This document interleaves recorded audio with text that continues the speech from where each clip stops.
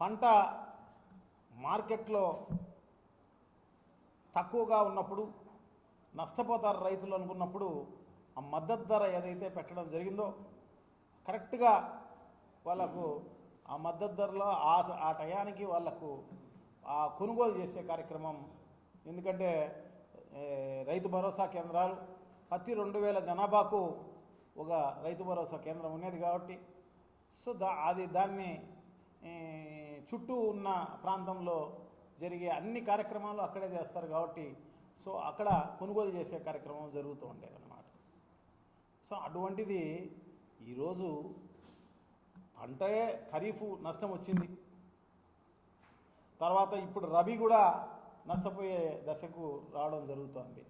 వర్షాల వల్ల, అధిక వర్షాల వల్ల ఇప్పుడు వరికి సంబంధించి మద్దతు ధర 1725 రూపాయలు ఉంది, కానీ 75 కేజీలు దాన్ని కొనుగోలు చేసిన పరిస్థితి ఈ రాష్ట్ర ప్రభుత్వానికి లేదు. 1 కేజీ ఇంతవరకు ఈ రాష్ట్రంలో 1 కేజీ కొనుక్కున్న పరిస్థితి లేదు. 1725 రూపాయలు మద్దతు ధరకు అమ్మిండాల్సింది. సో దాన్ని ఏదో కథలు చెప్తూ, ఎందుకంటే గతంలో జగన్మోహన్ రెడ్డి గారు వాళ్లకు జిఎల్టీ అంటే ఈ సంచులకు డబ్బులు ఇచ్చేవాళ్ళు, మిగతా అన్ని దాంట్లకు డబ్బులు ఇచ్చేవాళ్ళు అన్నమాట. సో అది కూడా ఇచ్చిన పాపాన పోయిన పరిస్థితి లేదన్నమాట. సో ఇప్పుడు రైతు భరోసా కేంద్రంలో అయితేనేమి, ఇంకో చోట ఎవరైతే మిల్లర్లు ఉన్నారో వాళ్ళు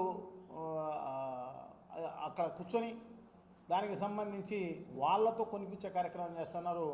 వాళ్ళు కూడా అదంతా కూడా రంగుమారిన వడ్లు అని చెప్పేసి, దాని తర్వాత ముక్కుపోయిన వడ్లు అని చెప్పేసి దాన్ని 1300 రూపాయలకు 1320 రూపాయలకు కొనుక్కునే కార్యక్రమం చేస్తున్నారు. అంటే ఒక్కొక్క 75 కేజీల ఆ సంచి పైన ఒక్కొక్క రైతుకు ఎంత నష్టం వస్తుంది చూడండి.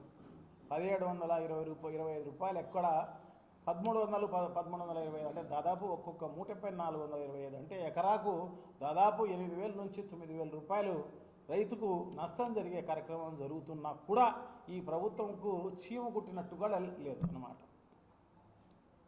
అయితే మినిస్టర్లు అయితేనేమి, దానికి సంబంధించిన మినిస్టరు, వ్యవసాయ మినిస్టర్ అయితేనేమి, మిగతా వాళ్ళు అయితేనేమి, వీళ్ళందరూ కూడా ఎక్కడైనా కూడా నాదెండ్ల మనోహర్ అయితే ఆయన చిటికలేసి చెప్తాడన్నమాట, సాయంత్రానికల్లా మేము కొనేస్తాం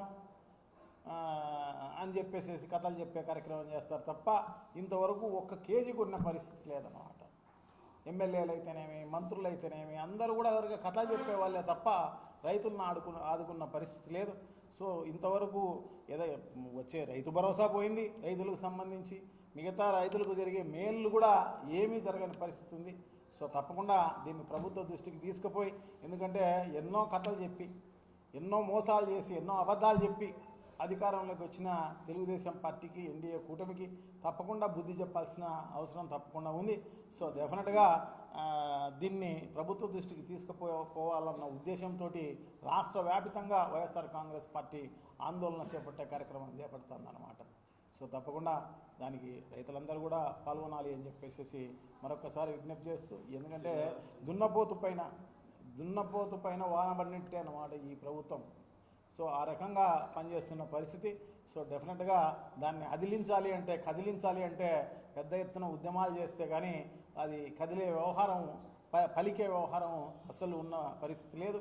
సో అందుకోసమే జిల్లా వ్యాపితంగా, జిల్లా లెవెల్లో, డిస్టిక్ లెవెల్లో కలెక్టర్ గారికి రిప్రజెంటేషన్ ఇచ్చే కార్యక్రమం కాబట్టి అందరూ కూడా జిల్లా హెడ్ క్వార్టర్సు మన ఇక్కడ YSR Congress party district office నుంచి ర్యాలీగా బయలుదేరే కార్యక్రమం జరుగుతుంది 13వ తారీఖు ఉదయం 10 గంటలకు.